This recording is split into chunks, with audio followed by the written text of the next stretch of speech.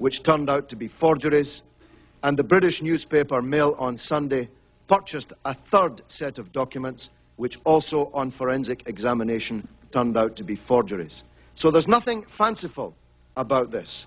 Nothing at all fanciful about it.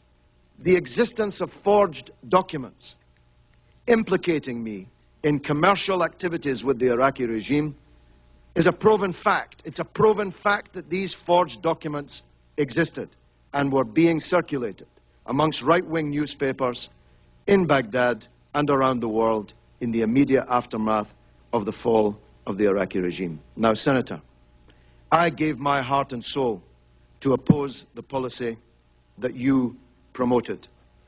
I gave my political life's blood to try to stop the mass killing of Iraqis by the sanctions on Iraq, which killed 1 million Iraqis, most of them children.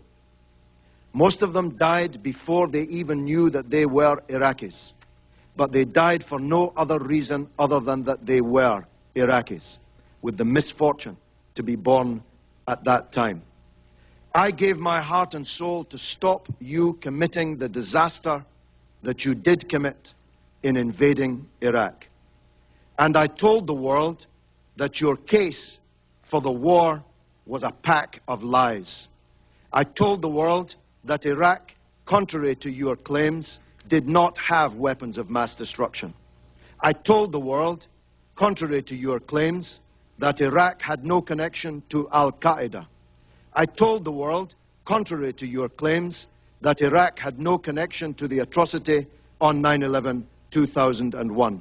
I told the world, contrary to your claims, that the Iraqi people would resist a British and American invasion of their country, and that the fall of Baghdad would not be the beginning of the end, but merely the end of the beginning. Senator, in everything I said about Iraq, I turned out to be right, and you turned out to be wrong. And 100,000 people have paid with their lives. 1,600 of them American soldiers sent to their deaths on a pack of lies. 15,000 of them wounded, many of them disabled forever on a pack of lies. If the world had listened to Kofi Annan, whose dismissal you demanded, if the world had listened to President Chirac, who you want to paint as some kind of corrupt traitor, if the world had listened to me and the anti-war movement in Britain, we would not be in the disaster that we're in today. Senator, this is the mother of all smokescreens. You are trying to divert attention from the crimes that you supported, from the theft of billions of dollars of Iraq's wealth. Have a look at the real oil for food scandal. Have a look at the 14 months you were in charge of Baghdad, the first 14 months, when $8.8 billion of Iraq's wealth went missing on your watch. Have a look at Halliburton and the other American corporations that stole not only Iraq's money, but the money of the American taxpayer. Have a look at the oil that you didn't even meter, that you were shipping out of the country and selling, the proceeds of which went who knows where. Have a look at the $800 million you gave to American military commanders to hand out around the country without even counting it or weighing it. Have a look at the real scandal breaking in the newspapers today, revealed in the earlier testimony in this committee, that the biggest sanctions busters were not me or Russian politicians or French politicians. The real sanctions busters were your own companies with the connivance of your own government. Thank you, Mr. Galloway. Mr. Galloway, can we start by talking about Fawaz Zerkat? Do you know the individual? I know him very well. In fact, you were best man at his wedding? I was. And at some point in time, he became chair of Miriam's Appeal, is that correct? He did, yeah. And can you tell me when that occurred? I think in late 2000 or early 2001.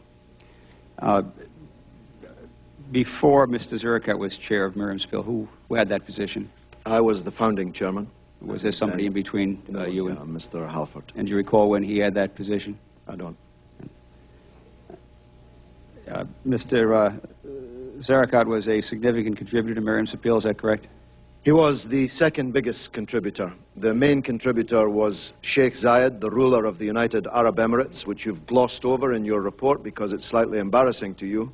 And the third major contributor was the Crown Prince of Saudi Arabia, which you've equally glossed over because it's embarrassing to you. And how much? Both of those individuals are your friends. How much did Mr. Zarakat contribute to Miriam's appeal? Roughly 375,000 English pounds. About $600,000 American? Well, I don't know the conversion, but it's 375,000 sterling. If you can, and he was, by the way, Mr. Zarakat was your representative, designated representative for the activity of Miriam's appeal, is that correct? For the activities of the Mariam appeal, yes. And when did he get that position? I think late 2000. Late 2000. Looking at Exhibit 9, and I think you have the books in front of you. Yeah. That appears to be a document for the Ministry of Oil. Testimony has indicated that the signature is an accurate signature. Do you have any reason to believe that document's false?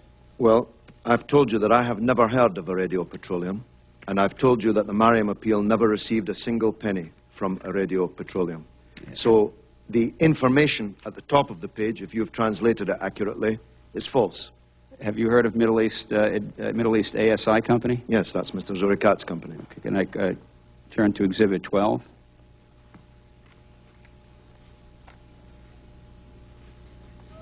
It's 12 or 11? Yeah, 12. Yep. And that purports to be, again, a stamp, the seal of the Ministry of Oil, people of Iraq.